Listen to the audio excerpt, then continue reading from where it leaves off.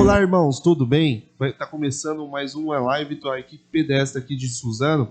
Estamos fazendo essa live justamente para você conhecer o nosso querido irmão Vitor César. Comigo aqui na bancada está o irmão Rafael, o irmão Vitor Henrique. Vamos estar entrevistando o irmão Vitor César e ele vai estar falando do seu testemunho, da sua vida, como o irmão conheceu a mensagem que Deus fez na sua vida no decorrer de todo esse ano. Está passando a palavra para o irmão Vitor Henrique, para fazer já uma pergunta. Boa noite, irmãos. Deus abençoe. Estamos começando aqui mais uma live para entrevistar o nosso irmão Vitor César. Lembrando que o nosso intuito aqui não é engrandecer o irmão Vitor César, mas sempre voltado a buscar almas, né? Através da vida do irmão Vitor César, que pode ser de exemplos para mais pessoas buscar a Deus, como Deus mudou a vida dele e pode buscar a sua também. Irmão Matheus pediu para mim começar, mas antes de começar com uma pergunta, passar a palavra aqui com o irmão Rafael, que ele vai saudar os irmãos também. Deus abençoe a todos, tenham uma boa noite. Estamos aqui, como os irmãos já ressaltaram aí, estamos com o irmão Vitor César. E como o irmão Vitor já disse, estamos usando, vamos usar aqui a história de vida dele, para que talvez alguém que esteja ouvindo, que precise sabe, de um exemplo de vida, de algo que ele tenha passado, que a pessoa possa comparar consigo mesma, até mesmo nós mesmos possamos estar aprendendo coisas, porque é sempre bom, tomar um exemplo, sempre bom ouvir a palavra e sempre nos acrescentem algo. Então, meu nome é Rafael, como o irmão já falou, e o irmão Vitor aqui vai começar com a primeira pergunta. Então vamos lá, irmão Vitor César. Primeira pergunta que nós temos aqui para você é: como foi a sua infância? Como foi a sua vida com seus pais, sua labuta? Como foi com seus familiares? Diga para nós aí como começou a sua vida. Amém. Uma boa noite a todos os irmãos que estão em mais essa conexão. Desde já agradeço o convite. E como já foi falado aqui por todos, por mais simples que seja a nossa história, nós cremos que Deus pode ajudar alguém, através disso. Respondendo à pergunta do irmão Vitor, eu tive uma criação bem comum, na verdade. Graças a Deus não tive problemas familiares. Meu pai e minha mãe sempre se deram muito bem, sempre deram bons exemplos, sempre nos educaram com maestria, sempre nos ensinou o que era correto. Apesar de não serem cristãos evangélicos necessariamente, eles eram católicos? Católicos, exato. Então eu cresci dentro de um lar católico, Tive uma infância saudável, normal, frequentava a escola. E apesar de eles serem católicos, e eu ser o caçula de 4 irmãos, sou eu e mais 3 mais velhos que eu, todos os 3 eles tiveram uma vida mais assídua na religião católica, Fizeram crisma, fizeram primeira comunhão. De mim, meu pai e minha mãe nunca exigiram isso. Então eu nunca fui muito assíduo assim, na religião católica. Tinha os preceitos ali, conhecia o básico, mas não me aprofundei, não era algo que me atraía tanto. Então, nessa época eu não levava a religião a sério. Entendi. E, irmão Vitor César, o irmão é o caçula da sua família? Sim, eu sou o caçula. Sou eu, 2 irmãs do meio e o meu irmão mais velho, que é 10 anos mais velho que eu, que é o qual trabalha comigo. E minha família é constituída assim. Meu pai falecido, Faleceu. E quando seu pai faleceu, irmão ficou bem pensaroso. Houve alguma coisa que o irmão se sentiu mal? O que aconteceu? Eu perdi meu pai, eu tinha 13 anos de idade, no ano de 2007. Foi descoberto um câncer e ele ainda ficou um período de mais ou menos uns 3 meses internado ali, se eu não me engano, se não me falha a memória. E esses 3 meses de muita apreensão, muito tenso dentro de casa. Apesar de eu ter sido o que conviveu menos com meu pai, por ser o caçula, então 13 anos de idade, foi uma perda muito... É um pai, Sim, uma perda insubstituível. Porém, foi algo que aconteceu, que liberou, assim, vamos dizer assim, foi um gatilho. Desencadeou, Desencadeou, exato. Desencadeou uma curiosidade que na verdade eu creio que todo jovem enfrenta, né, a curiosidade. Beber, fumar, todas essas coisas que o mundo oferece. Com os 13 anos de idade. Com 13 anos. Então, aí quando meu pai veio a falecer, ele desencadeou. Exatamente isso. Algo que eu sempre me privei por temor, por ter, como eu costumo dizer, né? Apesar de meus pais não serem cristãos, eles me deram uma educação assim. Firme, né? Baseado na palavra. Assim. E eu fui perceber, essa percepção só veio quando eu conheci a mensagem, né? Então, quando eu vi, quando o irmão Brano ensina assim, o padrão de educação dos filhos, e aí eu vi ali vários pré-requisitos que meus pais atendiam, mesmo sem ter a revelação dessa mensagem. E então, quando meu pai faleceu, coisas que meus irmãos nunca tiveram problema com drogas, bebidas, nem nada do tipo. E quando meu pai faleceu, aqueles ensinamentos que eu cresci ouvindo, aquilo meio que perdeu a força. Então, juntou a rebeldia da idade da adolescência com a morte do meu pai, sem aquela presença paterna ali. Você era bem apegado com ele, então, no caso? Na verdade, assim, pra você ver, eu com 13 anos de idade, eu não considero que eu era tão apegado assim. Era porque eu não sabia como que era uma vida sem um pai. Então era normal, meu pai e tal. Sim, estava sempre em casa, meu pai sempre foi presente, sempre foi muito presente, sempre, né, na parte da infância me levava na escola, buscava e tal. Mas eu só notei a falta que ele fazia quando, infelizmente, assim, né, a gente só dá valor depois que perde. Eu só percebi, eu só tive a noção do que é você não ter um pai para observar quando eu perdi o meu. Eu percebi a falta, por mais que minha mãe tem a natureza muito pacífica, muito calma, e meu pai eu acho que era o que segurava um pouco mais a rédea, sabe? Essa foi a percepção que eu tive, assim, do meu ponto de vista. Então, à medida que essa rédea saiu, as coisas se tornaram mais fáceis. No caso, foi instantaneamente, assim que você teve a notícia, né, que seu pai morreu, vamos dizer, de um dia para o outro, mas foi próximo os momentos entre a morte do seu pai e você sair para conhecer novas experiências, assim, que são a base da sociedade, né? São a margem da sociedade, digamos. É muito boa, essa pergunta é muito boa, porque como nós temos aprendido, você nunca... Um alcoólatra, ele não se torna alcoólatra da noite por dia, né? Ele toma um pouquinho, exatamente. toma um pouquinho. E o diabo, ele é muito astuto nisso. E com meu pai foi exatamente isso que ocorreu. Meu pai faleceu, então no começo deu aquela... Não veio uma rebeldia de imediato.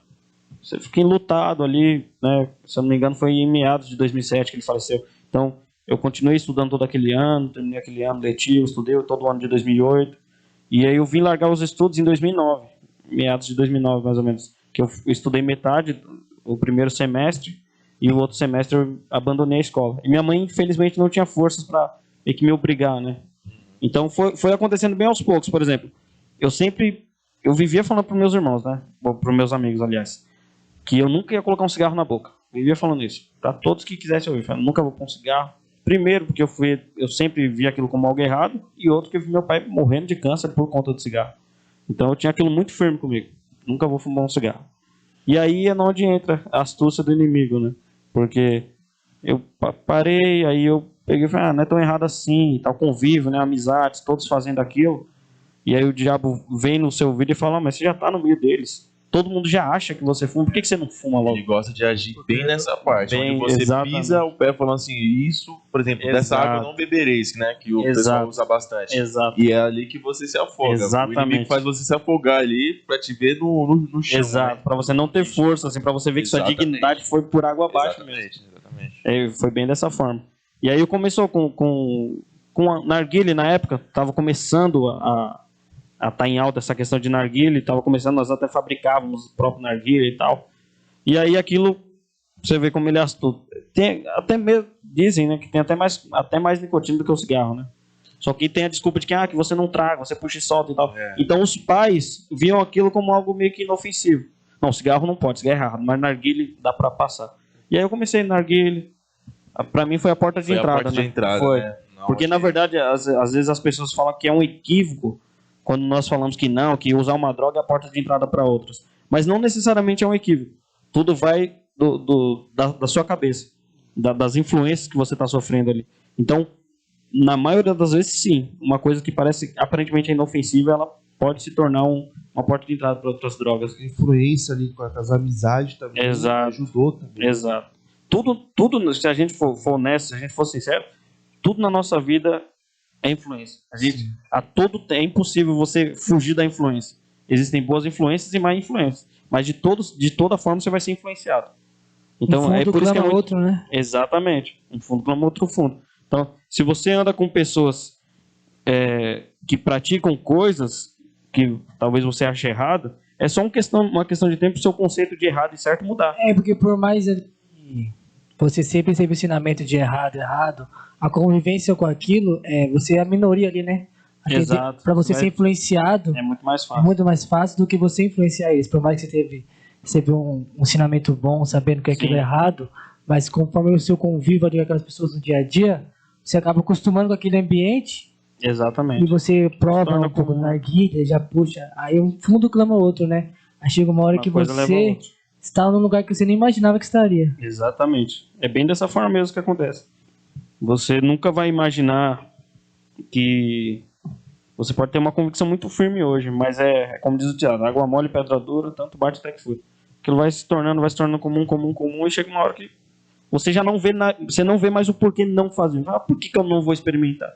Qual o problema de experimentar? E aí deu entrada para as outras... aí eu conheci no narguile, aí comecei a sair, aí como na minha família já havia, né, o hábito de beber socialmente, então para mim beber era tranquilo, socialmente. Saía, bebia socialmente e tal, eu fumava narguilha e até aí tudo bem. Tendo as minhas experiências ali de adolescente, conhecendo o mundo como ele é. E aí, num determinado momento, aí algo que eu tinha muito firme, você vê, outrora eu tinha a convicção muito firme de nunca colocar um cigarro na boca. E aí passou um tempo que, depois que eu abandonei a escola, em 2009, então você vê, desde que meu pai morreu, demorou em torno de quase 2 anos aí para eu poder. E aí, depois que eu saí, em 2008 mais ou menos, eu já comecei a experimentar o cigarro. Que na época também, mais uma vez, a gente vê a astúcia do inimigo, era cigarro de menta. Então ok. Aí o narguile, tranquilo, mas agora um cigarrinho de menta, não tem problema, que era o black na época, o cigarro black. Tava em alta também, se saía, você tinha que ter o black para poder ser o popular ali. Quem tava com black, que era um cigarro relativamente caro para um adolescente que tava comprando sempre, então quem tava com black era o bichão do rolê ali. E aí quando comecei a fumar eu lembro que quando eu fumava no começo, me fazia um mal danado, que eu fumava assim, a primeira tragada que eu dava, que eu fazia tossir e tudo, e era horrível, é uma sensação horrível. Só que seu corpo se acostuma com aquilo. E aí é que tá. Aí eu comecei a fumar o cigarro ali. E a concepção de nunca colocar o cigarro na boca já foi por água abaixo, exatamente. Se eu posso colocar um narguilé, se eu posso começar com um cigarro de mesmo, o que eu tô fazendo, né? Pra mudar pro filtro branco, vai mudar o quê? Mudar pro... Você vê como que o nosso conceito, quando a gente tá no mundo, nosso conceito de justiça é falha.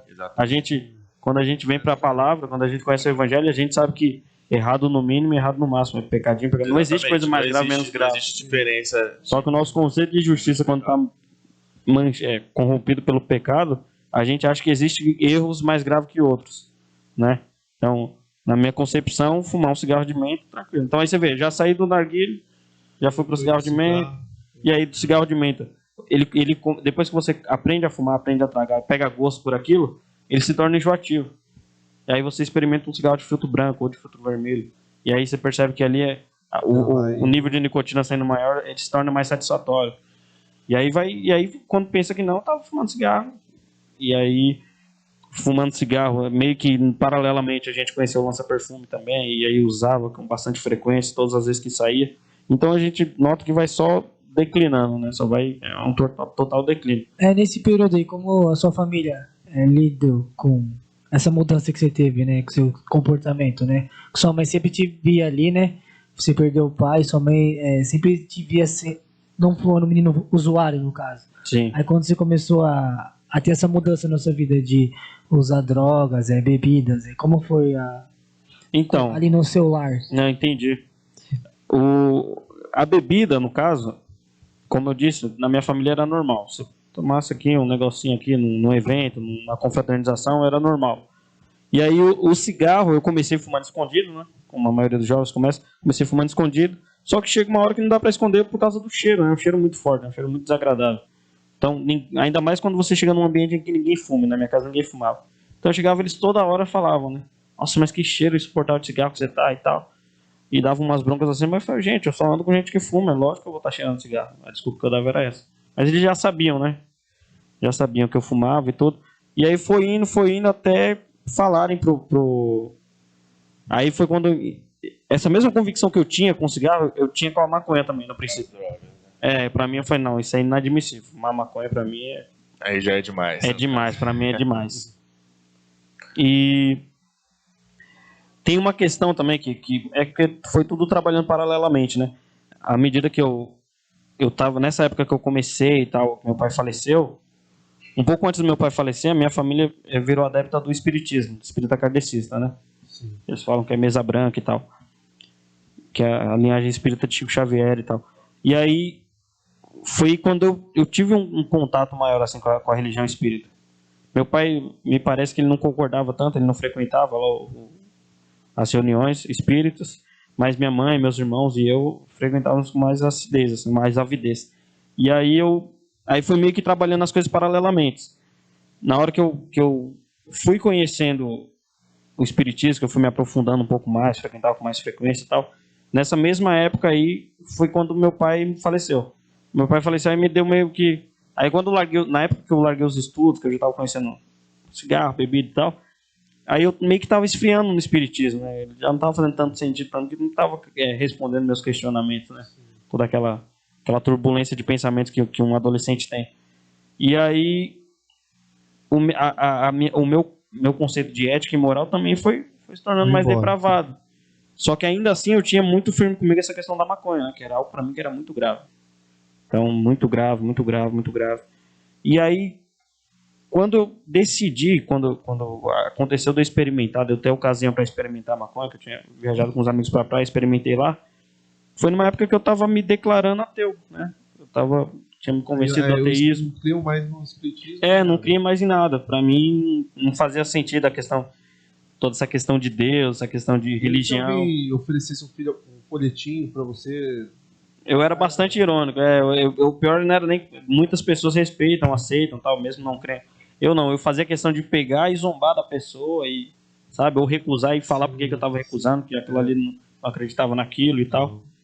E aí eu peguei e quando eu experimentei a maconha, para mim, eu já não tinha mais conceito de certo, errado, essas coisas. Então, para mim, era tranquilo. E aí foi só uma degradação a mais. Mas quando você teve o primeiro contato com a maconha, foi através de amigos que você andava, assim, ou você que teve a iniciativa de curiosidade, quero experimentar? Ou foi num momento assim de descontração, você chegou, experimenta, você chegou e experimentou, e como é que foi esse primeiro contato que você teve? Então, foi bem parecido com os outros, na verdade, porque assim, tinha amigos que usavam e tinha amigos que não usavam. E aí tava todo mundo ali misturado. E aí um dos que não usava falou, eu tenho uma curiosidade para saber como que será que é. Tem coragem? Eu falei, não, vamos aí, experimentamos juntos. Junto com outros amigos que já fumavam. Então a gente tava na praia, já tava virado já tinha bebido a noite toda e tal. Aí pegamos, descemos pra praia, e chegou lá, a gente experimentou aquilo. E a primeira sensação, né? Que é depois todas as outras que você vai... Eu acho que é meio que um padrão nas drogas. Todas as vezes que você vai tentar usar as outras, tentando ter aquela mesma experiência da primeira vez. Só que você nunca alcança aquilo. Você nunca alcança aquilo e você fica na tentativa de alcançar aquilo. Tanto que depois de um tempo, a maconha só serve para te deixar preguiçoso mesmo. Você já não tem mais todo aquele prazer, toda aquela euforia que ela te dá, aquele relaxamento e você achar aquilo o máximo. Quando o seu corpo se acostuma com o processo químico que ele gera a partir daquilo ali, aquilo só serve para se tornar um hábito mesmo, sabe? Vício. É um vício, exatamente. Aí, nessa época, o irmão tinha quantos anos? Nessa época aí, eu tava com 2010, eu tava com mais ou menos uns 15, 16 anos. E aí, o irmão trabalhava? Irmão... Não, na época eu só estudava, né? Tinha recém largado os estudos. Na verdade, eu trabalhei até quando menor de idade, eu cheguei a trabalhar num lava rápido, né? trabalhei no Lava Rápido, mas é a minha vida profissional mesmo. Eu demorei mesmo pra criar vergonha assim de querer trabalhar, porque sempre tive vida fácil dentro de casa, minha mãe sempre me sustentou. Nessa época eu não sentia tanta necessidade de... Aí depois de um trabalho. período aí, por uns anos, né? Os cigarros, essas coisas. Alguém da sua família percebeu, ixi, achou algo estranho, o irmão. Então, aí o que aconteceu? Aí teve um dia que uns amigos do meu irmão me viram fumando e foram e falaram pra ele, né? Aí foi me buscar na rua lá, nervoso, né? Bravo. E aí levou em casa, aí minha mãe aí jogou tudo lá na minha família, aí virou aquele fuzuê dentro de casa, né? Aquela briga, assim, sabe? O pessoal todo extremamente decepcionado comigo. Eles desconfiavam e tudo, mas quando tiveram certeza que foi um choque pra eles, assim, né? E o que aconteceu naquele dia foi que eles desconfiavam do cigarro, tal, por causa do cheiro e tudo, meio que sabiam. Mas o seu comportamento chegou a mudar dentro de casa? Ou você continua a mesma pessoa, só que fazendo essas demais coisas aí? Você continuou do mesmo jeito, mesmo Vitor? Ou você mudou assim? Logicamente, tem a fase da adolescência que todo mundo passa. Que não é Você tem a fácil. Mas tendência pra além rebeldia. disso, você mudou de alguma forma dentro de casa? Então, é que tá. Você muda, né? E não tem como você não mudar. Só que você mesmo não percebe.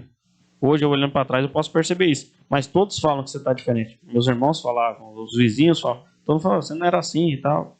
O que aconteceu com você e tal. Mesmo sem terem certeza. E aí, o que aconteceu? Num dia, depois que aconteceu esse episódio de falar pro meu irmão, ele teve aquela briga dentro de casa. Ele falou, você tá fumando? Aí eu neguei, né? Eu falei, não tô fumando, não. Tal. Tô fumando isso aqui. Aí mostrei o cigarro, né? Aí o cigarro ali eu meio que assumi pra eles, tava fumando cigarro. E aí depois de um bate-boca ali, eu falei, não, realmente, eu fumei sim e tal, mas não vou fumar mais. Eu disse que não ia fumar mais. Mas aí no outro dia eu continuei fumando. Né? No outro dia eu voltei a fumar escondido. Só que aí o cigarro eu passei a fumar até dentro de casa, porque eu tinha recém-assumido pra eles.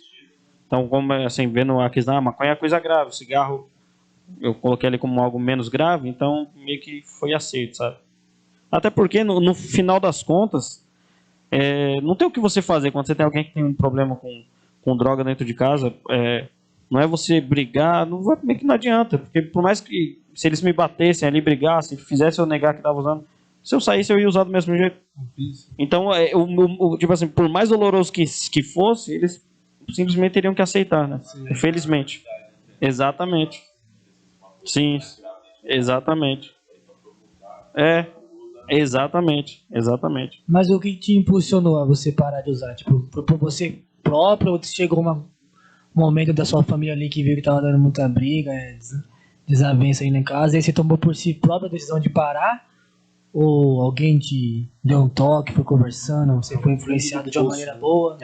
Como foi que você saiu dessa? Então, aí é que tá, aí é onde, desde o começo é Deus, né? Mas aí é onde eu recebi o meu desde então, né? Irmão Brano prega uma mensagem chamada Desde Então, e ele vai falando que todo mundo tem o seu desde então. E o meu desde então foi exatamente nessa ocasião, porque, como eu disse, eu estava convencido do ateísmo, né? Eu militava até mesmo pelo ateísmo e tal. Então aconteciam essas coisas. Eu já não usava mais socialmente quando chegou ali por volta de 2000. O ateísmo caminhando junto com os vícios. Exato. E aí aquilo foi... Porque a princípio eu tinha me tornado um ateu, a princípio, mas por rebeldia. Porque eu achei legal a ideia, né? Porque adolescente acha legal ser rebelde, né? É uma ideia simples. É simples. Não há Deus, quando não há Deus, se não há Deus, tudo é permitido. Sim. E aí você vê, aí você quer ficar argumentando, porque as religiões, porque os homens são todos hipócritas e tal. E tem uma série tem uma linha de raciocínio que você segue, nossa, impecável. O ateísmo é a verdade absoluta.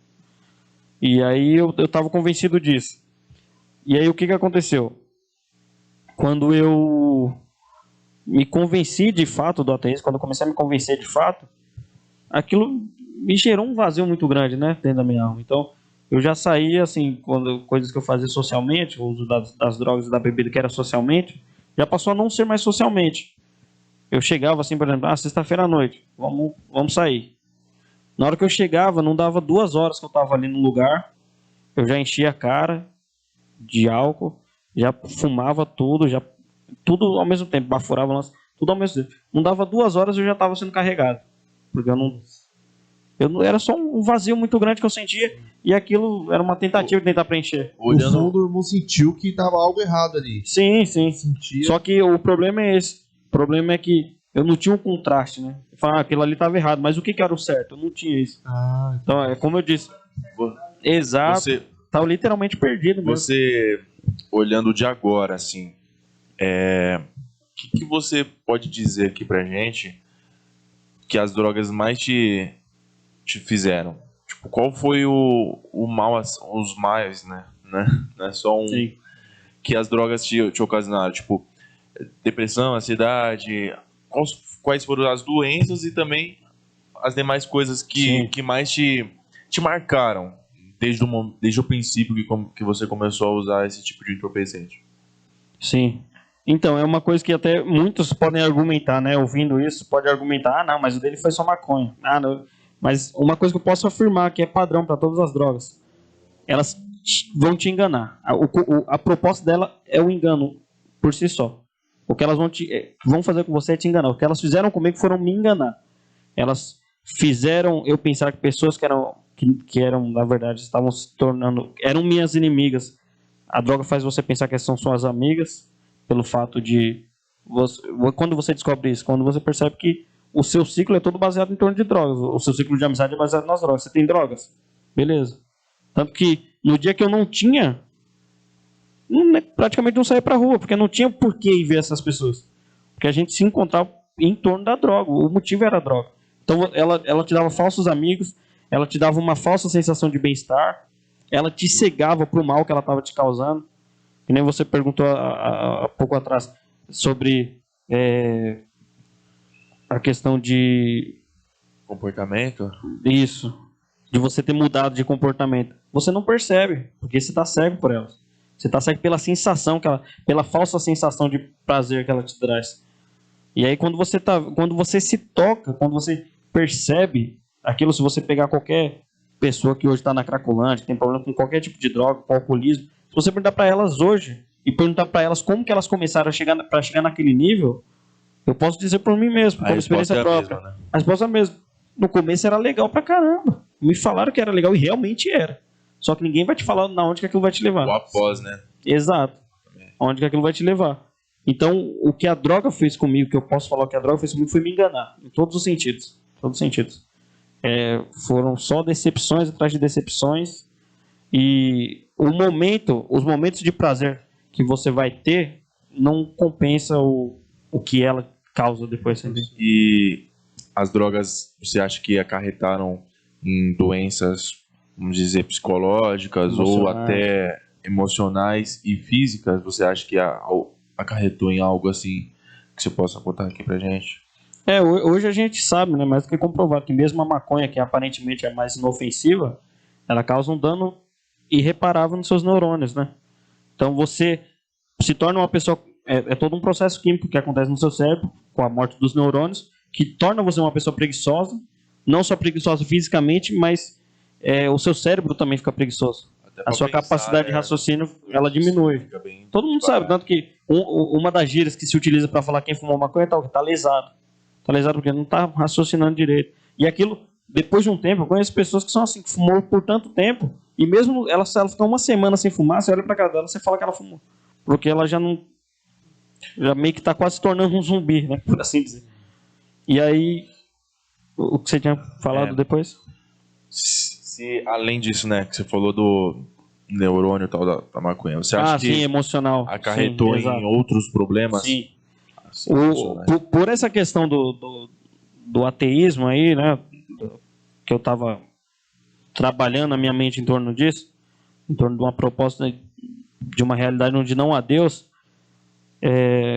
eu estava numa condição depressiva, eu estava extremamente deprimido, embora não tinha nenhum diagnóstico médico na época, né? Depois que eu vim saber que aquilo era uma depressão. Mas como eu disse, o que justificava eu chegar num lugar em menos de 2 horas eu já tá sendo carregado. Existia um vazio enorme dentro de mim, não tinha prazer na vida, não tinha prazer no trabalho, não havia nada que me desse prazer nessa época. E teve 2 ocasiões em que eu tentei suicídio justamente por isso. Porque eu não tinha coragem de atentar contra a minha própria vida. Mas nas ocasiões, teve duas ocasiões, Né? Sobre o efeito exato, da- você se torna corajoso, né? Se torna uma Tanto para pessoa- enfrentar os outros, você se torna um valentão, como você cria coragem para coisas que você não teria coragem. Uma delas seria o suicídio. Mas nas duas vezes, nas duas ocasiões, eu estava extremamente embriagado, eu me pendurei na sacada. A primeira vez de um prédio, de um apartamento de um amigo, de um colega na época. E na outra num sobrado de um amigo na época.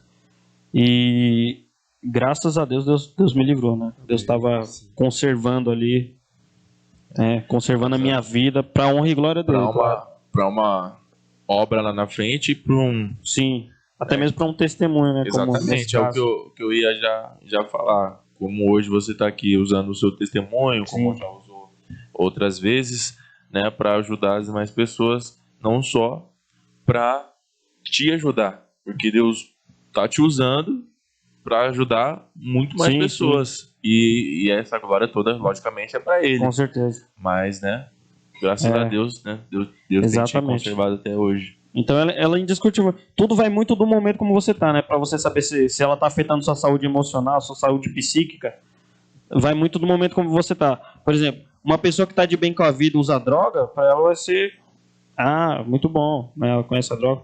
E aí o problema é quando que começa? Quando começa a degradação, quando você começa a se tornar um viciado e aquilo começa a ganhar força e você perde a força de lutar contra aquilo. Quando você depende daquilo para estar bem. Entende? E isso é o que ninguém vai falar para você sobre as drogas. Quando aí você se torna um dependente, né? Você tá triste ali, buscando algo para preencher aquele vazio de você, por exemplo, uma decepção que você teve, no caso, que a grava foi com seu pai. A droga te dá a sensação que aquilo não existe, né? Exato. Dá aquela sensação que esquece seus problemas, né? Que não Sim. existe problema na sua vida. Você tem E quando aquilo como passa o uma válvula efeito de da escape. droga, você quer buscar mais porque você não quer voltar para a realidade que é. Então Exatamente. você quer fugir da realidade Exatamente. que aconteceu através da droga. Isso você acaba sendo um dependente. Né? Sim.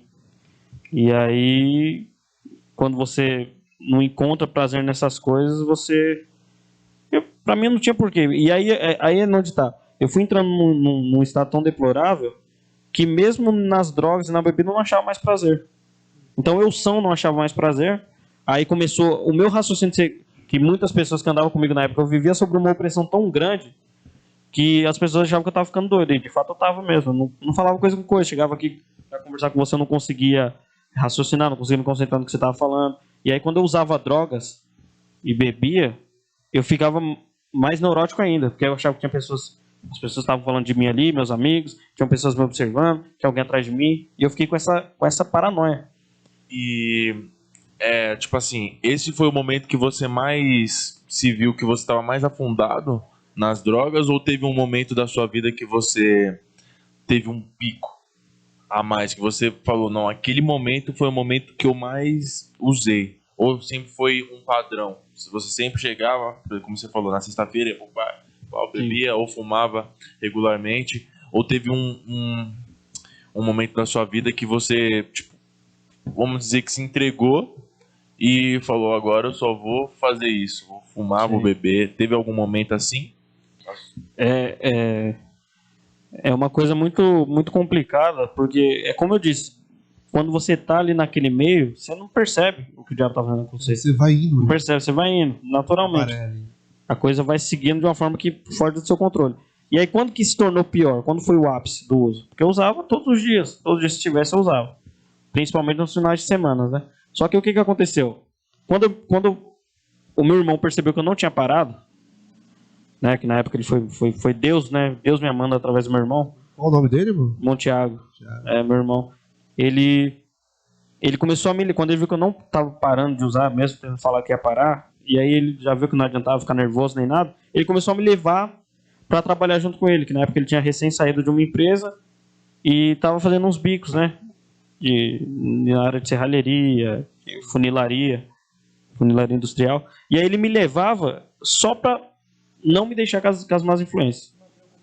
Exato. Só para me manter ocupado. E aí nessa época eu estava com a minha mente atordoada mesmo, ele me deixava lá para fazer uma coisa, executar a atividade mais simples possível. Eu não conseguia. Eu ficava lá parado assim, olhando para a ferramenta, olhando para a máquina, e não conseguia. Aí, no caso, nessa época, foi o princípio da sua vida profissional, né? no caso, ele sem eu estava te levando perceber, sim. sem você perceber exatamente. Exato. Foi o princípio da sua vida profissional e o declínio da sua vida Emocional, psicológico. emocional, psicológica, e também, no caso, foi o princípio ali onde você começou a parar de usar as coisas sem perceber. Na verdade, deveria, né? Mas acabou não sendo. Porque o que aconteceu? Quando ele tentava me ocupar no meio da semana para eu não dar com as mais influências, no final de semana eu não tinha trabalho. Então, eu queria compensar toda aquela a semana semana. Exatamente. O desejo acumulava, né? Acumulava, e aí ficou pior ainda. E aí não dava uma hora no rolê ali, já... Aí, no caso, era o fim de semana inteiro para compensar a semana. Exatamente. Usava, às vezes, até mais do que até você mais do que eu usaria durante a semana, exatamente. E às vezes nem tanto, Às vezes eu ia no intuito de usar, de compensar a semana no final de semana, só que com meia hora eu já não estava aguentando mais nada. Porque eu já tinha virado todas as doses, já tinha, sabe, eu já estava totalmente debilitado mesmo. E aí foi nessa ocasião aí foi o ápice, assim, foi o fundo do poço mesmo, porque eu nem pensava, eu nem refletia de, nossa, como é que eu vou parar de usar, eu não refletia, a minha vida estava realmente, como diz, a Deus dará, assim, eu não estava mais preocupado com nada mesmo, eu estava simplesmente querendo preencher, eu achava que se eu morresse, eu ia preencher aquilo que estava, porque eu não encontrava prazer em nada, em absolutamente nada, e totalmente convencido do ateísmo, né, e aí foi aonde se deu, foi tudo isso, foi o trabalhar de Deus mesmo, sabe, na minha vida, não, claro, não as coisas erradas, mas assim, Deus permitiu que eu não, isso foi, eu vejo muita mão de Deus nisso, em não me permitir ficar no meio do poço, sabe, porque existe um problema muito grande, tanto que o irmão Brandon já falou isso diversas vezes, olha, já vai chegar em você e falar, beba socialmente, não tem problema, fume socialmente, faça alguma coisa socialmente, porque ficar em cima do muro, exatamente, né? E aí porque você vê que é algo ali em Apocalipse que Deus mais abomina na era de Ló, isso é a mornidão, que se fosse frio, pelo menos, eles iam reconhecer que estavam frio e iam querer se aquecer. E sendo quente, estaria agradando a Deus. Mas a mornidão, a condição do meio do caminho, do em cima do muro, é que acaba com tudo. Então, eu dou graças a Deus por ele ter me dado a percepção de que eu já estava já no fundo, sabe? E que realmente não tinha mais para onde ir. Não se acomodar naquilo. Exatamente. Né? Se você tivesse a consciência que você, não, tô aqui, tô normal. Quem é que não dá uma fumada de vez em quando? Quem é que não bebe de vez em quando? Né? Qual o problema disso? Que é onde, né, muitas vezes a gente quebra a cara, né? Sim. Tá? Eu sou humano. Quem é que não peca? Normal, né? E assim, a realidade... Normalizando o pecado, exatamente. Né? A realidade que me cercava, isso era totalmente aceito. Tanto que se eu persistisse mais um pouquinho, minha família aceitaria o fato de eu estar fumando maconha socialmente, bebendo ali. Então você vê como que a misericórdia de Deus foi tão grande. Que ela comum, né? Exatamente. Então elas não iam ter, porque tanto que se você pegar qualquer usuário hoje, existe aquela luta no começo, mas chega uma hora que infelizmente não tem mais o que se fazer.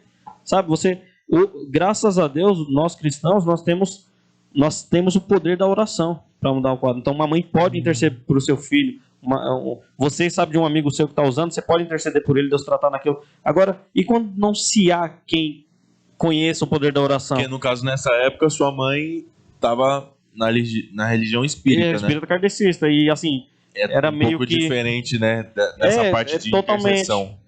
Na verdade, qual que é o grande problema? Um dos grandes problemas do espiritismo. São ótimas pessoas, assim, pessoas exímias, assim, caráteres impecáveis. É um sistema mesmo, né? E aí o grande problema deles é justamente isso. Discretamente, ele deixa você acomodado com o pecado. Por quê? Porque eu falo pra você está fumando hoje, está usando drogas, está bebendo, mas tudo bem. Ainda que você morra nessa condição aqui, você vai ter outras vidas para poder consertar isso. Então o que eu falo pra você? Que você não precisa consertar isso agora. Então tranquilo. Como num jogo, né? Você vê a astúcia que o diabo se utiliza, né? Você pode brincar. Exatamente. Mas depois, na próxima, talvez você seja uma pessoa melhor. Tem pressa. Tudo no seu tempo, tranquilo. Então você vê como é que as pessoas com essa realidade, como é que elas iam orar por você para Deus te libertar daquilo?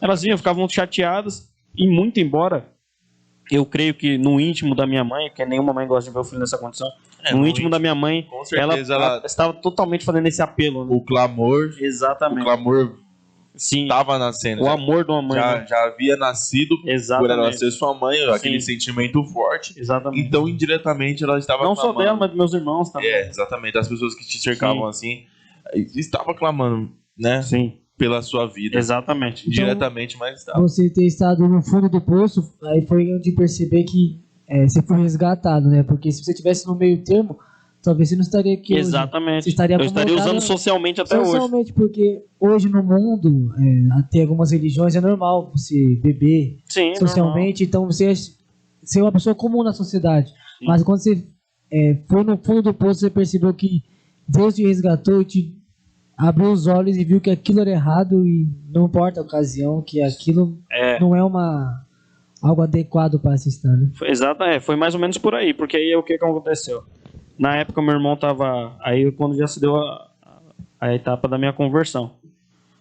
Eu estava nessa opressão tão grande, que esse que é o grande problema muitas das vezes. Às vezes a gente vê o irmão Brana falando assim nos seus sermões. Ele fala: se eu pudesse deixar você sentir o que eu estou sentindo agora, porque tem coisas que, por mais rico que seja seu vocabulário, não tem palavra que consiga expressar aquilo. Eu estava vivendo numa opressão tão grande que eu tentando explicar que, por mais verdadeiro que eu tente ser, que Deus saiba que o que eu enfrentei ali, eu não consigo te convencer. Só Deus pode te mostrar o que eu enfrentei ali. Não tem palavras que expressem a agonia que eu estava enfrentando. A opressão, o vazio, o desespero, a agonia, sabe? Juntando todas as coisas, todos os problemas emocionais que eu estava enfrentando. E eu não conseguia expressar isso também, de forma nenhuma, para nenhuma pessoa. E então, numa ocasião que eu fui trabalhar com meu irmão, a gente prestando serviço em um hotel, numa cidade vizinha de São Paulo, em Atibaia. A gente estava fazendo serviço naquele hotel, a gente fazia serviço, né, com uma certa frequência ali, quase que todo final de semana. A gente ia sexta e ficava lá até domingo, né, domingo ou segunda, fazendo na parte da manutenção ali. E aí, num desses dias, a gente nós trabalhamos lá e tudo, e eu naquela opressão, naquela agonia, convicto do ateísmo, convicto de que realmente não existia Deus. Isso era o que mais... eu acho que foi o meu maior problema mesmo com a vida, foi esse. Quando eu tive convicção. Porque muitas pessoas se dizem ateus, só que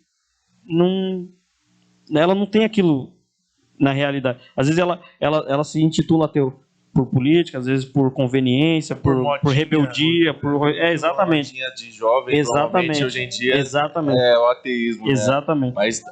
E eu creio que Deus se manifestou para mim justamente pela sinceridade, porque eu já não estava mais sendo rebelde para provocar, por rebeldia, para provocar Deus, para provocar as pessoas ao meu redor, por política, nada. Eu estava realmente convicto do ateísmo, estava convicto. E aí é algo que Deus honra mesmo, é a sinceridade. Fala, o irmão Bruno fala até pro filho dele, né? Fala, você quer ser um vagabundo? Seja um bom vagabundo. Seja sincero no que você tem convicção. O irmão Bruno chegava a dizer também: eu gosto de pessoas que defendem suas convicções. Pode ser um absurdo, mas se você acredita naquilo de coração, defenda aquilo de coração. Não faça as coisas por conveniência e tal. Eu acho que eu acho que então vou indo aqui, enquanto eu não tenho certeza, eu vou fazendo isso. E aí, voltando desse hotel, eu olhando assim pelo vidro do carro, a gente tava meu irmão, tinha um rapaz que era amigo, colega nosso de trabalho, que era o Johnny, que fazia parte de refrigeração. A gente estava no carro dele, inclusive, e eles dois na frente, o Johnny dirigindo, meu irmão do lado dele, e eu no banco de trás. E a minha vida era essa: eu olhava assim, entrava no carro, ficava olhando pro vidro, e com aquele vazio dentro de mim, sem saber expressar o que eu estava sentindo, sem poder ter alguém que me entendesse. E eu não tinha o que fazer, estava sem perspectiva nenhuma. E aí, num determinado momento, quando a gente já estava chegando em São Paulo, já estava na periferia, estava o trânsito no caminho que a gente costumava fazer, e aí o Johnny resolveu fazer um caminho alternativo. E aí, quando a gente entrou nesse caminho alternativo, a gente passou numa bifurcação, onde tinha uma pracinha assim, triangular, e preso numa árvore tinha uma faixinha amarrada na cordinha assim, escrito só: leia a Bíblia, ela te julgará. Isso. Só isso. Só estava escrito isso na plaquinha: leia a Bíblia, ela te julgará. Nunca tinha tido contato com a Bíblia nem nada do tipo. E aí, quando eu olhei aquilo, chamou a atenção. Isso é tremendo demais. E aí, quando eu olhei para aquela plaquinha, algo despertou dentro de mim. porque eu já havia tido contato com o catolicismo, mas não tinha levado a sério. O melhor que eu conhecia de religião era o espiritismo. O Kardecismo. espiritismo usa a Bíblia, então não. Usa, eles isolam bastante versículos bíblicos. Né? Na verdade, é porque quando alguém quer não dizendo das pessoas, mas quando você vai se utilizar de engano para alguma pessoa, algum sistema quer te enganar, ele não vai vir com toda mentira, falar, isso aqui é mentira, não. Vão usar partes da verdade. Então eles se utilizavam de bastante partes da verdade. Entendi. E aí, irmão, com essa placa que o irmão viu, irmão, peraí, o irmão comprou uma Bíblia? Então, aí... Já sentiu alguma coisa? eu já senti algo, porque eu nunca havia tido contato com a Bíblia. Aí aquilo, depois de muito tempo, aquilo me despertou uma curiosidade. Porque eu não havia curiosidade em mim por religião, eu estava convicto do ateísmo. Só que foi algo novo, relativamente novo para mim. Essa questão. Antes da gente dar continuidade, o pessoal preparou um hino aí. Aí a gente Fazer um intervalo. a gente faz esse intervalo e já entra com o seu princípio De conversão. Da conversão. E a gente Dá já vai continuidade. dar continuidade para ter mais perguntas. Então fica com os irmãos que vai cantar aí o hino. Já voltamos. E já voltamos.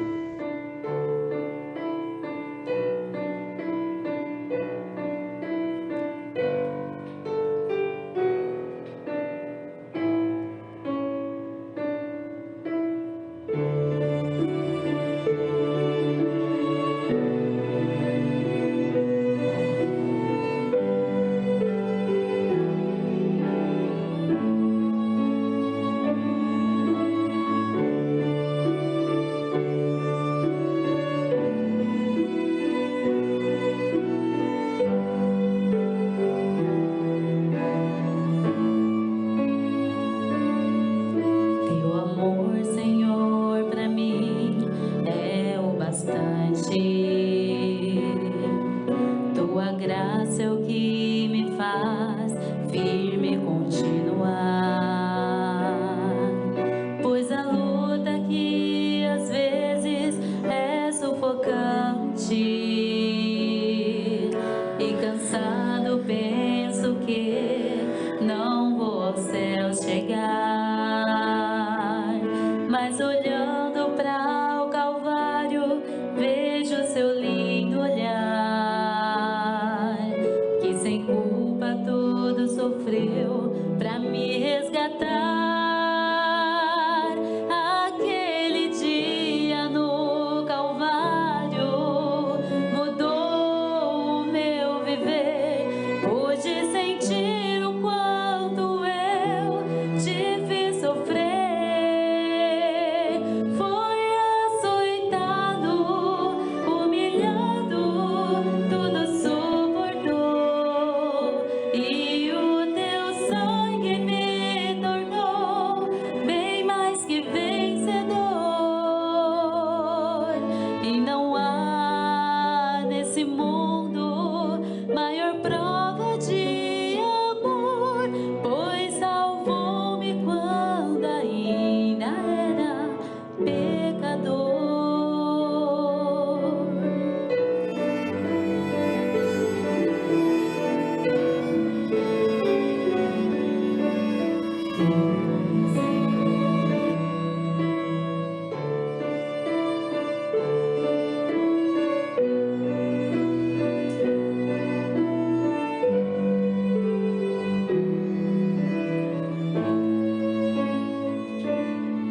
A minha vida a ti, Senhor, eu quero ofertar, derramar todo o meu ser diante do teu altar. Quero sentir a tua presença, sentir o teu amor, obedecer a tua palavra, ó meu Senhor. Aquele dia no Calvário mudou o meu viver, pude sentir o quanto eu te fiz sofrer. Foi açoitado, humilhado,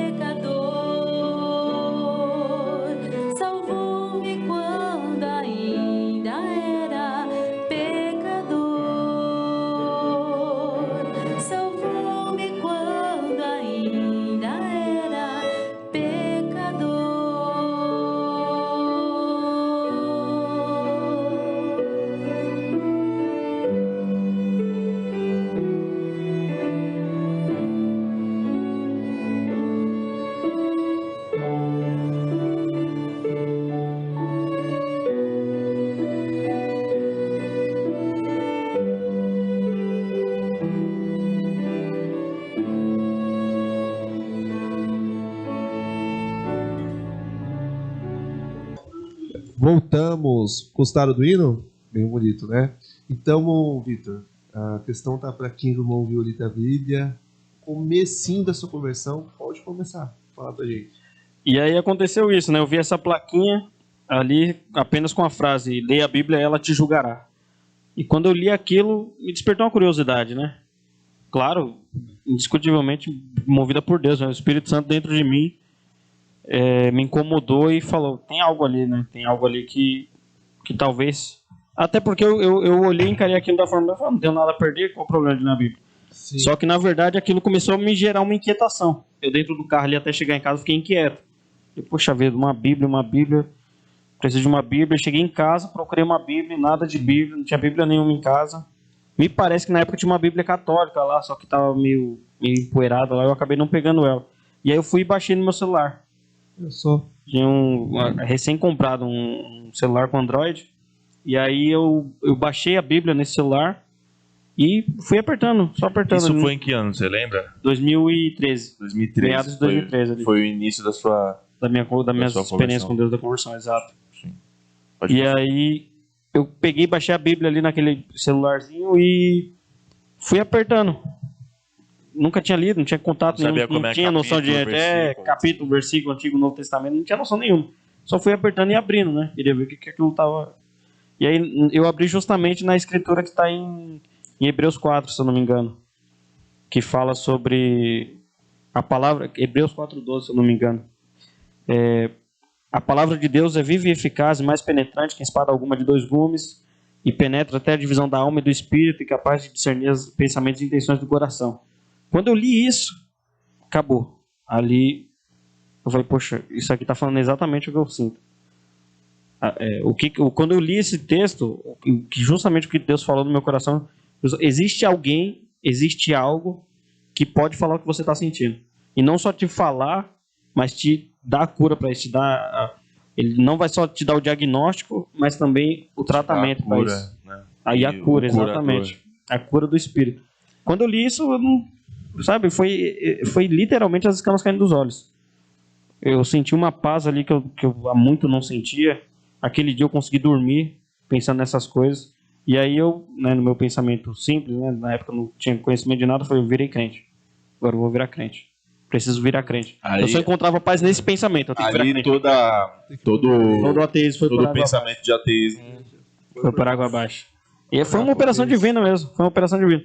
Porque quando eu li aquilo, quando eu li que a palavra de Deus é viva e eficaz e que ela é capaz de discernir os pensamentos e intenções do coração, ao mesmo tempo que eu tive a convicção que existia alguém, a intenção do coração, existia alguém que conhecia os meus pensamentos mais sombrios.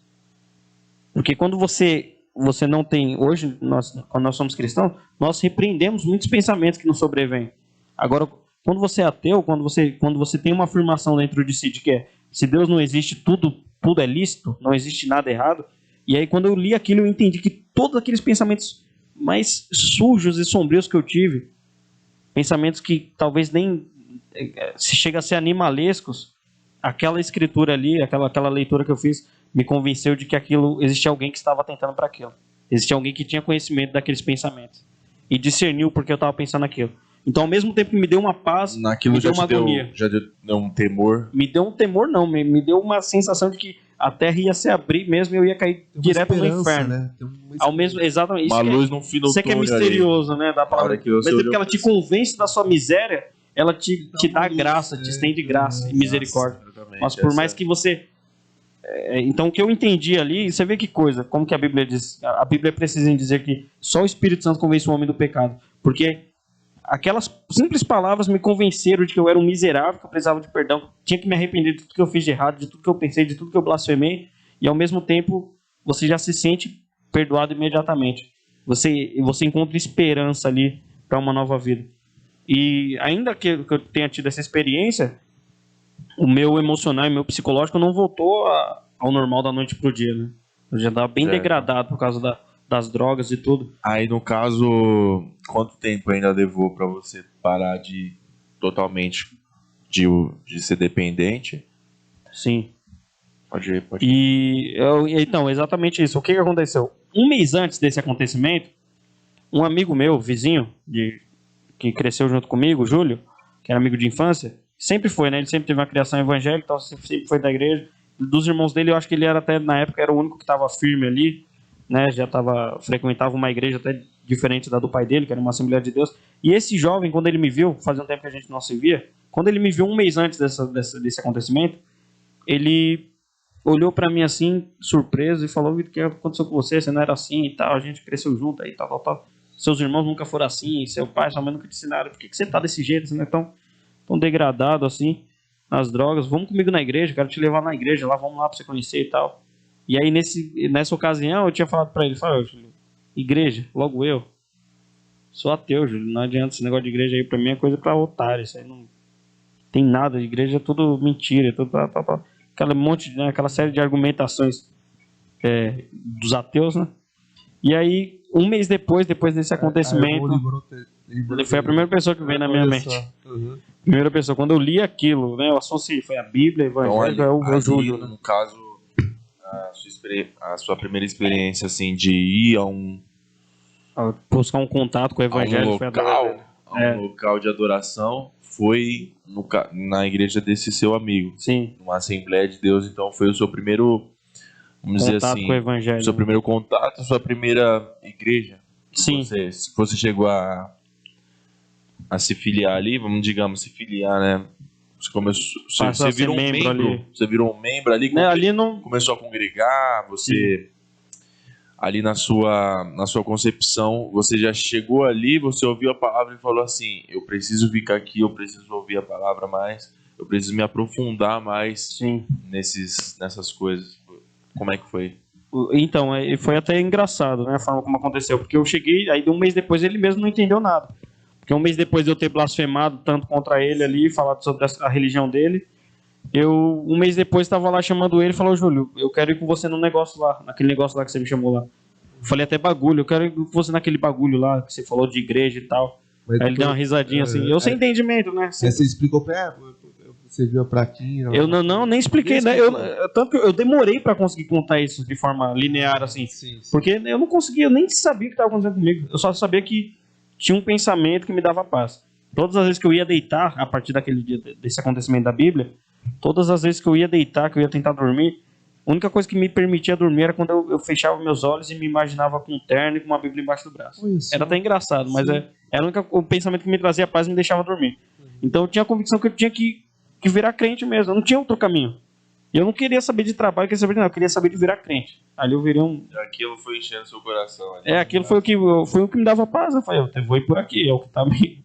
Tanto que muitas pessoas desacreditadas, né? Muitos amigos meus falaram: mas você tá igual fulano. Fulano ficou emocionado também com a igreja. Não deu uma semana, tá aqui. O pessoal gosta de colocar o padrão Exato. Primeiro amor. Não, no começo é assim isso aí, os amigos das drogas, né? Falavam: isso aí não dura um mês. Não, é porque assim, no mundo hoje é isso. Uma pessoa vai pra igreja quando tá doente, ou às vezes é até moda, né? Cantar alguns hinos hoje.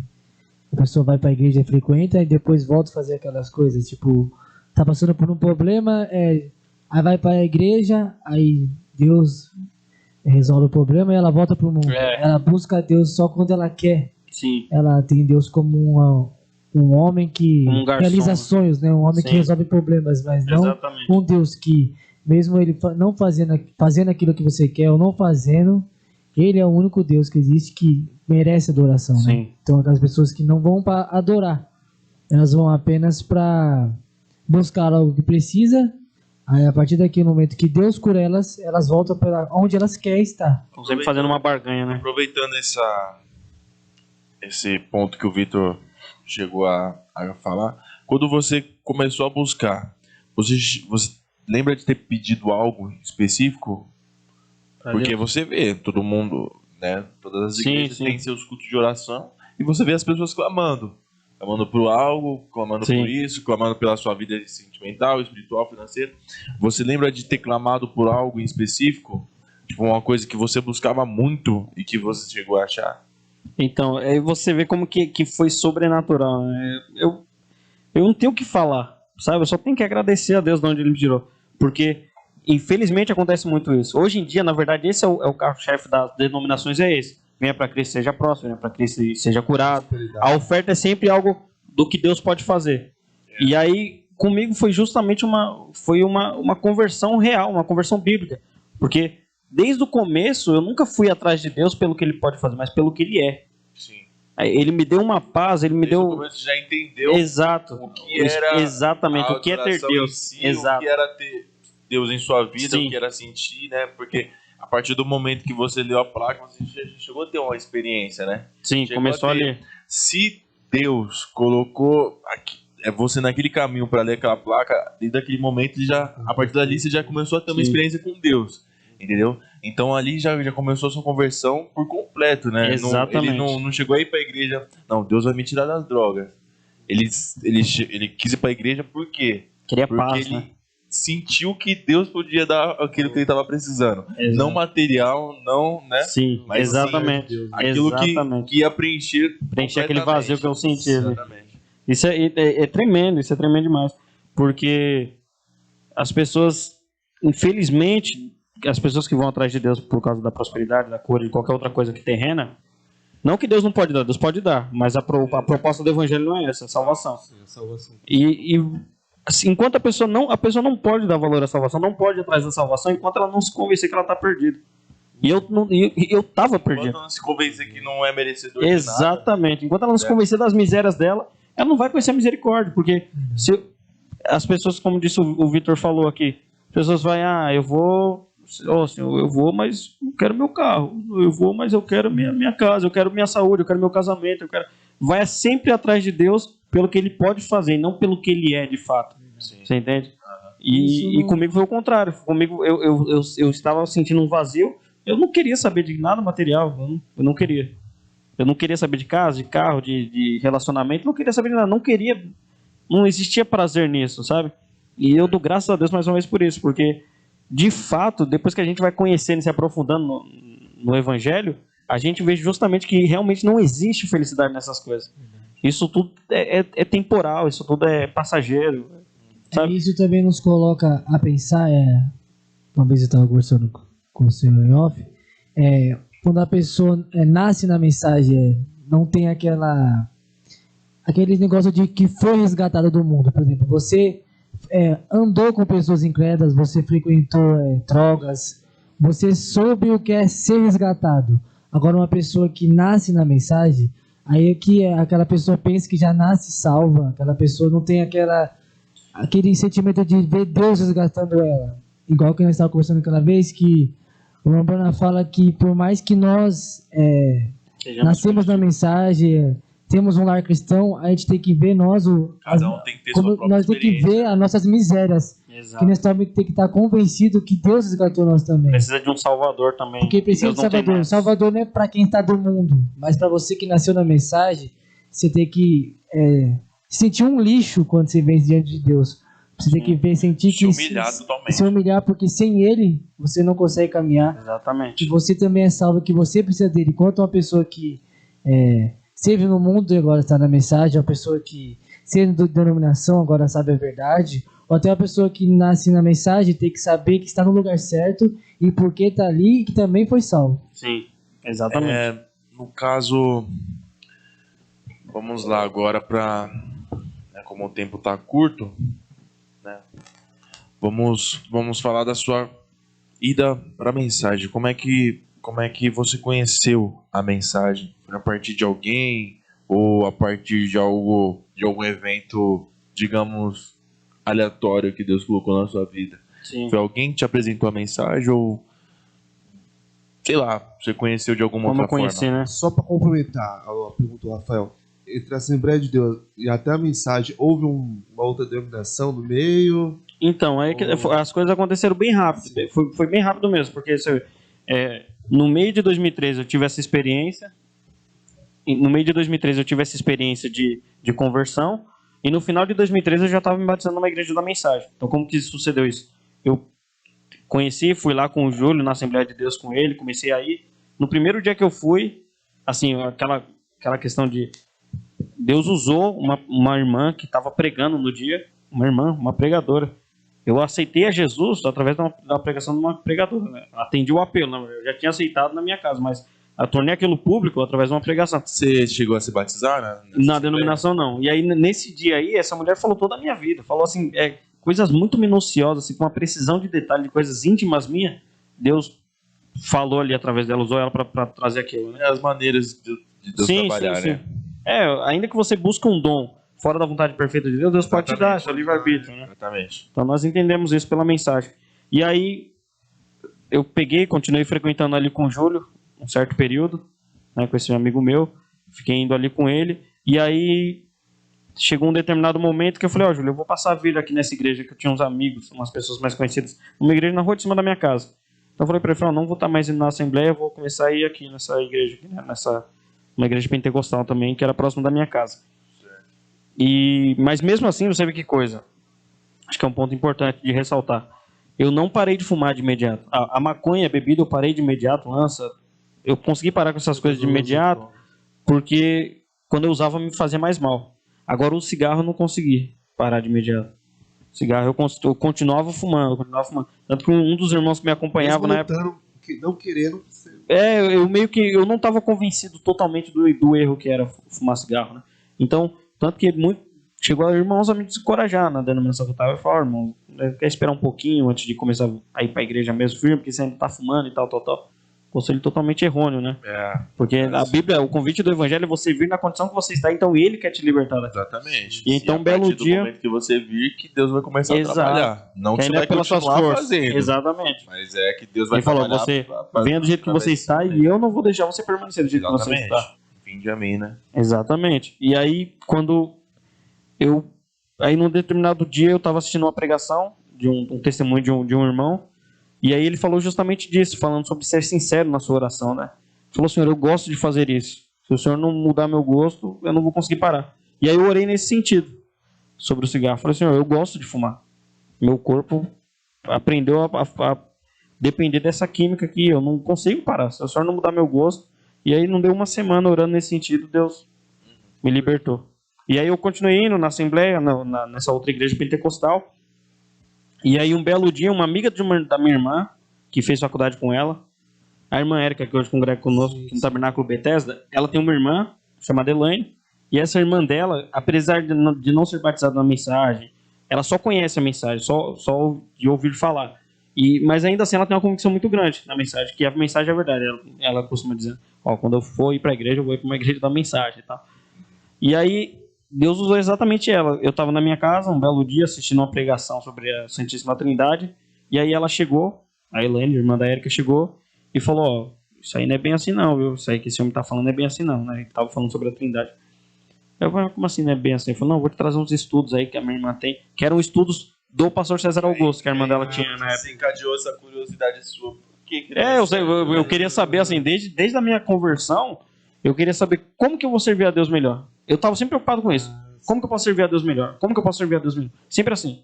Os jovens falavam, vamos cantar um hino com os jovens. Eu ia lá, eu era o primeiro a estar ensaiando, pegar o hino, baixar e já ia atrás. Sempre procurando ser o melhor para Deus possível, porque eu não queria de forma nenhuma voltar para onde eu estava, para aquela condição que eu estava de miséria. Então eu sempre procurava fazer o melhor para Deus. E aí quando ela me falou isso, ela me trouxe os estudos do pastor César. Na verdade demorou um pouquinho. Ela toda vez que vinha na minha casa, falou, cadê o estudo? Cadê os estudos? Cadê o negócio que você falou que ia trazer? E nada. Vou trazer. E aí ela pegou e falou, aí eu falei, né, da igreja que eu estava congregando, e que as mulheres lá pregando e tal. Ela falou, você sabe que a mulher não pode pregar, né? Eu falei, mas como assim não pode? A irmã lá tem a irmã profetisa, a missionária, a fulana, a ciclana. O trabalho era todo dirigido por mulheres na época, onde eu congregava. E aí ela falou, não, mas não pode. Só que ela não sabia me mostrar na Bíblia. E eu fui lá e pesquisei, né? Curiosidade, fui lá, pesquisei, falei, mulher pode pregar e tal. Aí foi lá, já apareceu direto. 1 Coríntios 14, 34. Mulher esteja calada e tal. Eu olhei aquilo e não tive dúvida. Falei, tá errado. Cheguei na igreja lá. É sinceridade. Sabe o que é a sinceridade? Na Pentecostal lá, que era dirigido por mulheres. Cheguei numa amiga minha que frequentava comigo, que eu tinha mais afinidade. Eu falei, fulano, olha isso aqui, esse texto. Ela, na hora que olhou, falou, credo, o que é isso? Eu falei, a Bíblia, você está escandalizado com a Bíblia?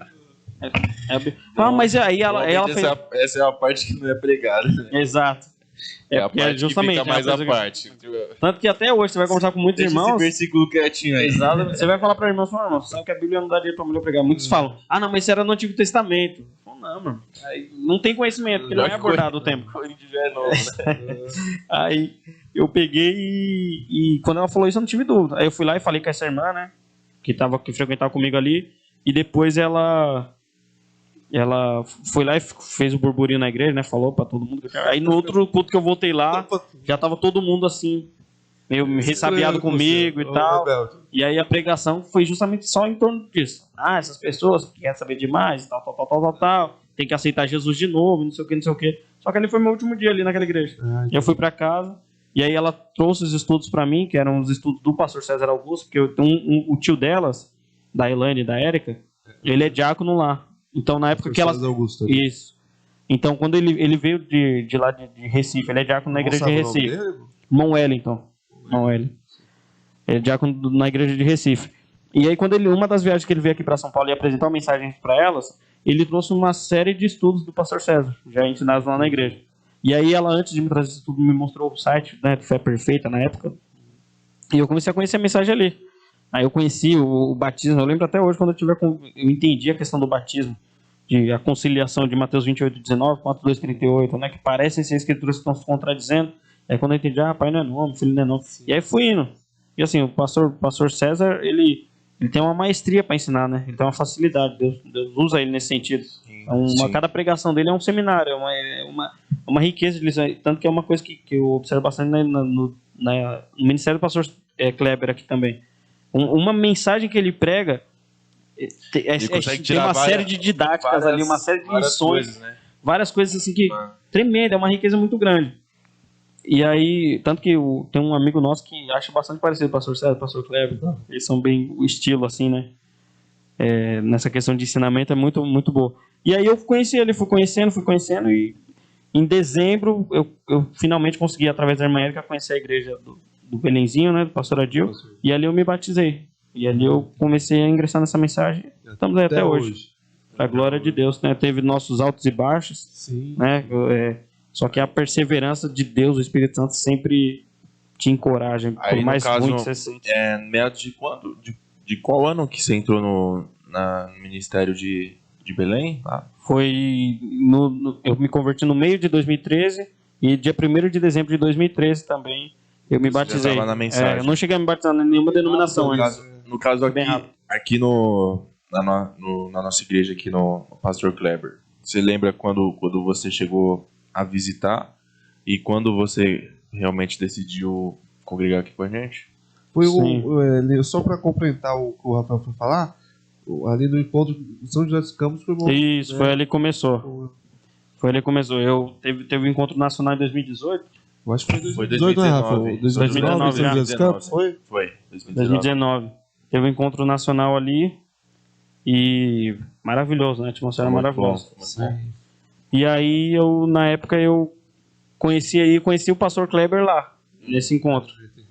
Peguei o contato dele lá e tal. E não sabia, não tinha conhecimento. Eu ouvia falar que tinha uma igreja aqui em Suzano, mas não conhecia, né? Na época eu congregava numa igreja na cidade de Tiradentes, ali no outro bairro da Zona Leste. E aí eu e mais uns irmãos fomos ali naquele encontro nacional.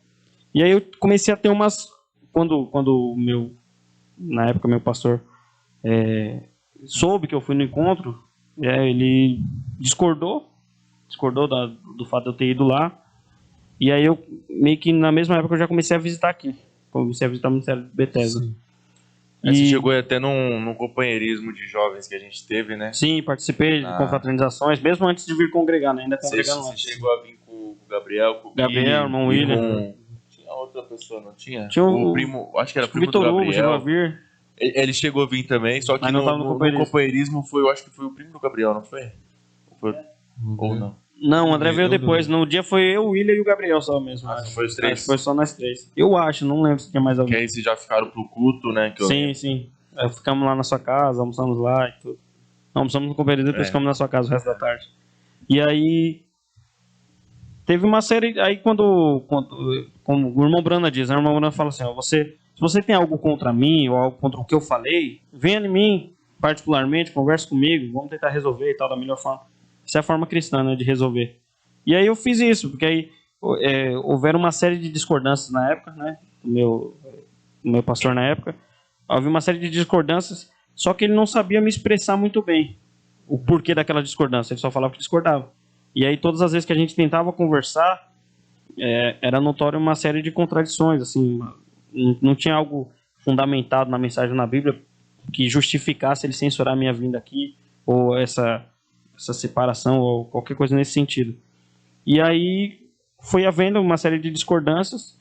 E aí, onde quando você deixa de ver a pessoa como seu pastor, aí se torna você está correndo um sério risco, você está correndo muito perigo ali, não por causa dele, mas por causa de você mesmo. Porque você deveria ter temor ali e permanecer. Só pode até faltar o respeito, né? Exato, você pode deixar de ser reverente. Exatamente. Pastor. E aí eu conversei com ele, depois de diversas conversas, eu falei, pastor, então eu acho que eu agradeço aqui o tempo até hoje que eu fiquei aqui, mas eu vou passar a congregar lá na igreja de Suzano. É a mesma distância que eu levava da minha casa para lá, eu levo de lá para cá também, né? Então eu tive orei muito, orei bastante, não foi fácil tomar essa decisão. Então, é bom ressaltar o que te levou, né? Sim. No caso, você não tomou uma decisão por si só ou por algum... Foi por convicções da mensagem, sim. Foi a mensagem em si e você se baseando nas orações, né? Exatamente. Não foi por emoção. Tanto não que foi por nenhuma emoção, por mim mesmo, rixa com o seu pastor. Exatamente. Por mim mesmo, eu continuaria lá tranquilamente. Só que, às vezes, parece que você está sendo um estorvo, né? Você parece estar incomodando num lugar. E eu não via mais por quê. Parecia que a minha presença ali já era meio que uma provocação. Sabe? Aí quando eu percebi que começou a se encarar dessa forma, falou, ele está provocando, ele está querendo saber demais, está querendo colocar a gente em aperto e tal. E aí eu falei, não, mas não tem necessidade disso, né? A gente, se vai tornar o convívio pacífico, eu saio sem problema. Tanto que hoje eu saio, tenho contato com o pastor Pereira, mas a gente não tinha mais a relação ovelha-pastor, pastor-ovelha, sabe? E aí foi isso que me motivou. As minhas convicções, as convicções que eu tinha, que eu expressava para ele, aparentemente ele concordava com tudo que eu falava, só que depois parecia acontecer uma certa contradição, sabe? Uma certa contradição. E aí eu conheci aqui o pastor César, o pastor Kleber, aqui, e foi de imediato, né? Foi de imediato. Na hora que eu comecei a ouvir, à medida que eu comecei a visitar, e tanto que eu falei isso daí para alguns irmãos depois, eu pude entender um pouco do sentimento que o irmão Brana teve quando ele estava na igreja batista e começou a visitar secretamente os pentecostais. Aquele ânimo que ele tinha. Eu falei, poxa vida, por que as pessoas não querem que eu tenha compromisso com esse povo? E foi o que eu comecei a entender ali. Quando eu recebi de fato um avivamento, né? Com todas aquelas coisas, eu falei, meu Deus, nunca vi tamanha liberdade, né? Tamanha liberdade em todos os sentidos. No louvor, sabe? A pessoa não ter fechado assim, o ciclo, ter recebido o que Deus queria e ter a liberdade ali do Espírito, né, na igreja. E eu fiquei muito animado com aquilo me empolgou muito, então Deus foi confirmando aos poucos, né? Por mais difícil que tenha sido a transição de sair de lá para cá, depois Deus foi confirmando cada vez mais, tem confirmado até hoje. Aí, toma aí até hoje. Tamo aí, graças a Deus. Muito bom. Aí, né, como a gente já havia combinado, você deixar uma palavrinha aí, né, para as pessoas que estão ouvindo, né, para demais jovens, demais pessoas que estão assistindo, né, uma coisa da sua vida que te marca, um conselho que você leva para sua vida e que você possa repassar para as pessoas, né? Isso. Se você puder resumir Conselho, alguns né? minutinhos, um conselho bem aberto para todos que estão assistindo. O conselho, como nosso tempo já é curto, o conselho que existe uma frase, uma mensagem que me marca muito, né? Existe a mensagem perseverança, e nesses 8 anos que eu estou na mensagem, esse ano vai fazer 8 anos de batizado, em dezembro, eu vejo que não existe nada mais que você precisa nessa do que essa perseverança, sabe? Existe uma frase daquele pregador americano, Martin Luther King Jr., existe uma frase dele que sempre me motivou muito, desde o começo, desde que eu conheci o Evangelho, eu conheci essa frase ainda no tempo do Espiritismo, e isso até hoje isso é recorrente no meu coração, que é a seguinte frase: você não precisa ver toda a escada da fé, você não precisa ver o topo da escada lá, você só precisa ver o próximo degrau. Você não tem que estar se preocupando com, nossa, mas eu tenho que ler todas as mensagens, tenho que fazer isso, tenho que fazer aquilo. Não, você tem que ver um dia de cada vez. E ele, um determinado momento que ele está explicando esse raciocínio, ele fala, ó, se você não conseguir voar, corra. Você não consegue correr? Ande. Não consegue andar? Rasteje.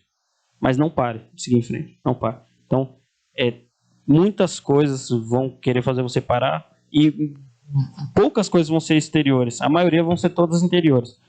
Você vai olhar para você e você não vai ver condição de prosseguir. Por causa das suas falhas, por causa dos seus erros, das suas limitações.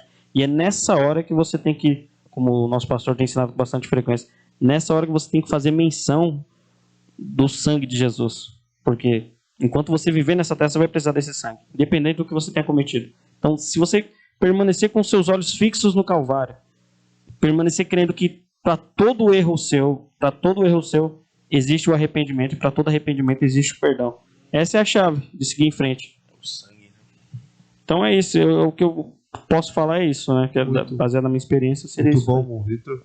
E é uma luta constante. Exato. A gente vai Sinceramente, a luta não acaba, né? Não acaba. Independente de qual igreja que você está, Independente. você vai ter essa luta. Quando você estiver nessa carne, quando você estiver nesse véu, você vai ter que ser... É uma batalha constante.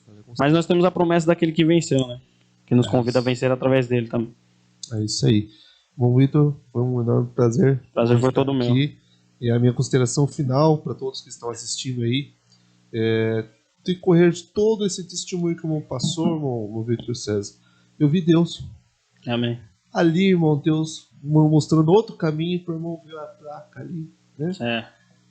De o seu amigo ver você um mês antes, né? De seu irmão fazer um negocinho simples, puxar você pro trabalho. Sim. Eu Porque creio. Desde o princípio, se ele não tivesse começado a trabalhar com o irmão dele, talvez ele não teria aquele caminho, não teria acontecido, nada teria acontecido, né?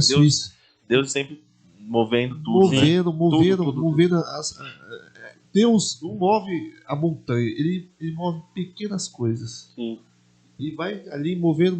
Aí quando você vê onde o irmão está, né? Sim. Hoje eu creio que onde o irmão está, o irmão vai estar aqui, né?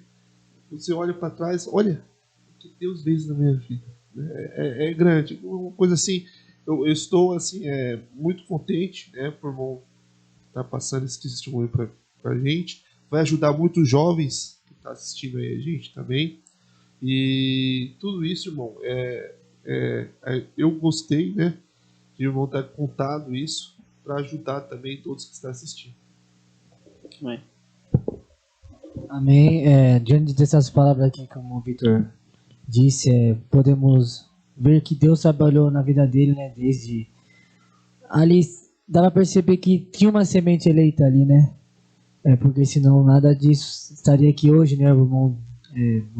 Dando esse testemunho para servir, não para vangloriar você, mas para a glória de Deus, para ver que Deus faz milagres, Deus resgata as vidas, Deus muda vidas, porque às vezes tem uma pessoa em depressão, tem uma pessoa que está nas drogas, e pensei que ali acabou para ela. Sim. Acaba pensando, como que se fala, Deus não existe para mim, Deus não vai me olhar para mim. Mas e quando há sangue, há chance para ela. Isso é tremendo, porque por mais que fale que não seja o nosso dia a dia, enquanto há sangue, há arrependimento, há perdão, e exatamente. Deus é rico em misericórdia, né? Então, por mais que falhos nós somos, não é porque o Senhor hoje está na mensagem, nós estamos aqui na mensagem, que a gente não vai cair. Hoje nós pode estar bem aqui financeiramente, saúde. Amanhã não sabemos o dia de amanhã. Amanhã nós pode ter uma doença, amanhã pode cair financeiramente. Exatamente. Mas uma coisa que nós temos muita certeza é que Deus vai estar conosco. Amém. A cada momento de nossas vidas. Então é tremendo que esse testemunho que o senhor teve, que o irmão teve aqui, para servir de exemplo para algum irmão, todos os irmãos que estão assistindo aí, que por mais que pouco que seja, se agregou para a sua vida espiritual de alguém, já valeu o tempo que nós tivemos aqui. Que Deus te abençoe e continue te abençoando, que através desse testemunho pode trazer uma pessoa a Cristo. Se tocar uma pessoa, se uma alma, se tocou uma alma, já valeu todo isso. Já valeu, porque uma alma vale mais que 10 mil mundos. Ou então, mesmo se não converteu, se ajudou alguém, se qualquer palavra foi falada aqui, Só ter ajudado alguém, né? Sim, ter dado talvez um norte pra Sim, alguém, sim, sim. já valeu totalmente. Despertar O nosso alguém. intuito aqui, como já foi falado desde o começo, é pra glória de Deus. Então, só de Deus ser glorificado já valeu a pena. Agora, se ainda, além disso, ajudar alguém, melhor E ainda. compartilhar mais sobre o amor de Cristo e, como muito aconteceu no seu caso, a misericórdia. Sim. Misericórdia e o sangue. Como o profeta diz que talvez a sua vida seja mais suja que as paredes do inferno, mas Uma gota sobre do sangue de Jesus. todos nós existe um sangue que jorra abundantemente. Exatamente. E uma gota desse sangue te limpa. Então, você vê que foi vamos colocar de sentido figurado, uma gota que pingou ali, ó, Que foi e já capaz de mudar tudo. já serviu para mudar totalmente o quadro, entendeu? Sim. Totalmente a vida dele, e hoje ele tá aqui, né, numa luta constante, a luta não para. Não para. Sempre, né, a vida a vida cristã se baseia na luta, né, Sim. na labuta Carregar diariamente. a cruz, né? Exato. Se cada um tem sua cruz para carregar, bem lembrado. Então, diariamente, a misericórdia de Deus vem se mostrando presente, não só na sua vida, mas na de todos, na de quem está ouvindo. Então, independente de, às vezes, né, a pessoa pensa, nossa, eu era da igreja, mas agora eu estou aqui, mas ó como eu estou. Mas independente de tudo, Deus ainda está esperando, o sangue ainda está no propiciatório. Aleluia. Então, é só dar o primeiro passo, não ficar Exato. parado, né? Como você Seguindo em usou o frente. exemplo da frase. É isso aí, pessoal. Você que está assistindo a gente, comente aí no comentário, no chat. Quem será que vai ser o próximo a ser entrevistado? Vamos ver. Agora, fique com os irmãos que irão cantar o hino. Até mais, pessoal.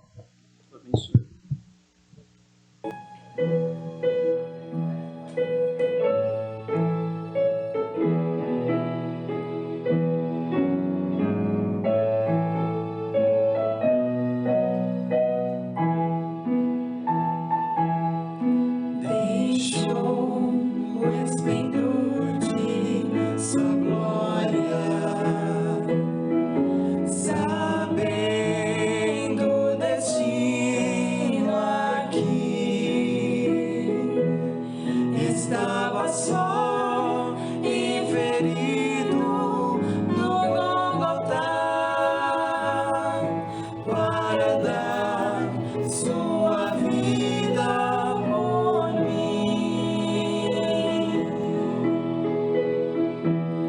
Se isso não for amor, o oceano secou.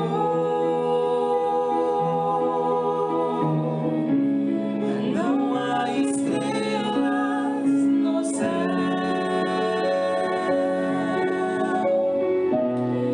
as andorinhas não voam mais. Se isso não for amor,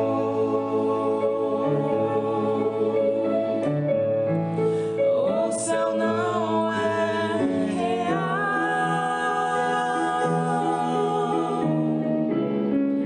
Tudo perde o valor. Se isso não for amor.